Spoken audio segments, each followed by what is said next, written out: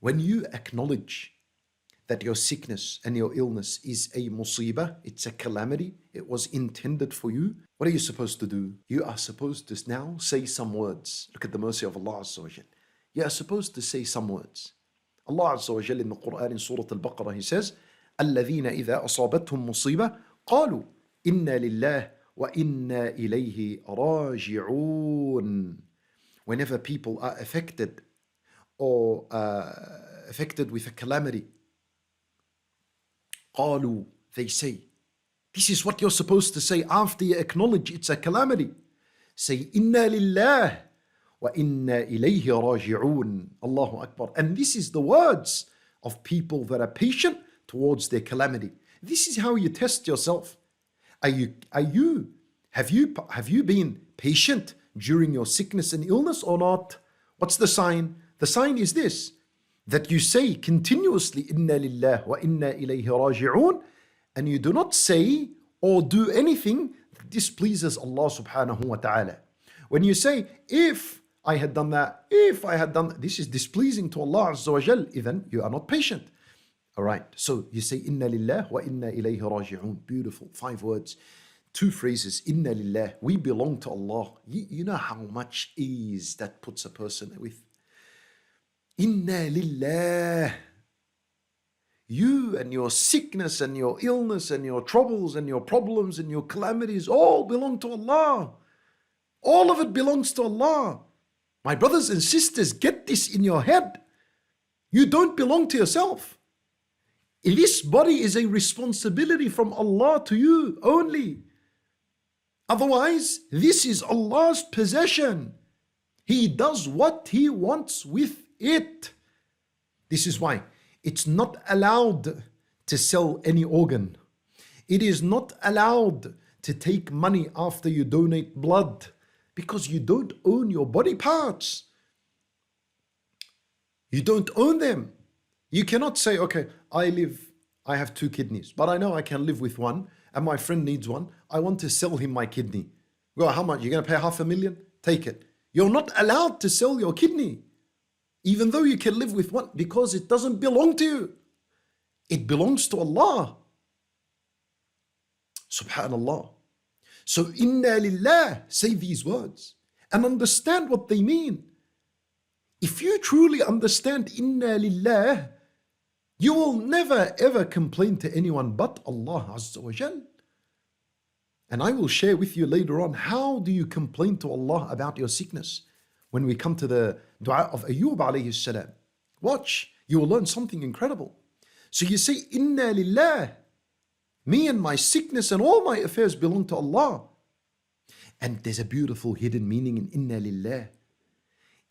It is, the hidden meaning is that you are acknowledging that you are a slave of Allah. You are a worshipper of Allah. Within Inna lillah is the meaning of servitude to Allah.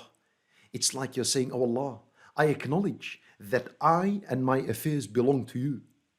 And I'm a slave of yours as a result. Since you own everything in my life, why should I worship other than you? I worship you alone and no one else. Think of this as you're in your sickness and your illness. Inna lillah. And then increase your worship. And then listen to how beautiful this is. Oh, Allahu Akbar. Wallahi, these words only add to our comfort and our relaxation and tranquility and peace. Then we say, وَإِنَّا إِلَيْهِ راجعون. Allahu Akbar. Wallahi, I do not know anyone that reads these words, وَإِنَّا إِلَيْهِ راجعون, correctly.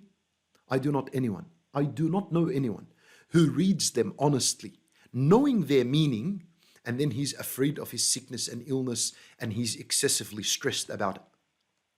Let me explain to you why.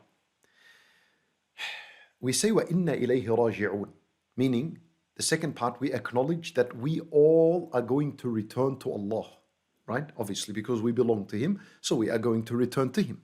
But the question is, why? Why is the believer happy to return to Allah? You know, because وَإِنَّا إِلَيْهِ راجعون, when the believer says it, it excites him. It makes him happy that I'm returning to Allah. Why does it make the believer happy? Why is the believer so happy when he says, وَإِنَّا إِلَيْهِ راجعون?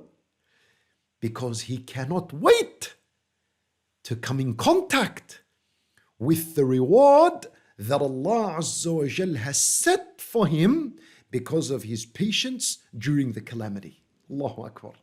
Didn't Allah Azza wa Jal promise a huge reward for the one who is patient upon calamity? Whether this calamity is a sickness or an illness, a physical illness, a mental illness, a death of a relative, whatever it is. Didn't Allah promise huge reward? So the believer, when he's affected by a calamity and he remains patient, he's happy when he says, Inna lillah wa inna ilayhi raji'un. Because he cannot wait to go back to Allah and see the reward that Allah Azza wa Jal has promised for him. Where is it? I want to see my reward. I want to see my house in the paradise. I want to see my land in the paradise. I want to see my millions and millions of acres of land in the paradise, and the millions and millions of palm trees that Allah Azza wa Jal has given me, and my high level in the paradise. And I want to hear Allah talk to me on the Day of Judgment in the paradise. And I want to see Him. This is all reward of the calamity if you are to remain patient.